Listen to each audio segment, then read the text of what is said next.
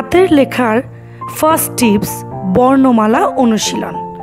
হাতের লেখা সুন্দর করার প্রথম শর্ত হলো প্রতিটি বর্ণ সুন্দর করে শেখা। স্বরবর্ণ, ব্যঞ্জনবর্ণ প্রতিটা অক্ষর আলাদাভাবে হুবহু লেখার চেষ্টা করবে। প্রতিটা বর্ণ সুন্দর হলে প্রতিটা শব্দ সুন্দর হবে, আর তাতে প্রতিটা লাইন সুন্দর হবে এবং পুরো লেখাটাই সুন্দর লাগবে। আর আজকের এই ছোট্ট ভিডিওটা ভালো লাগলে অবশ্যই লাইক, কমেন্ট, শেয়ার করবে আর সাবস্ক্রাইব করতে একদমই ভুলবে না। অবশ্যই অপেক্ষা করে থেকো পরের টিপসের জন্য।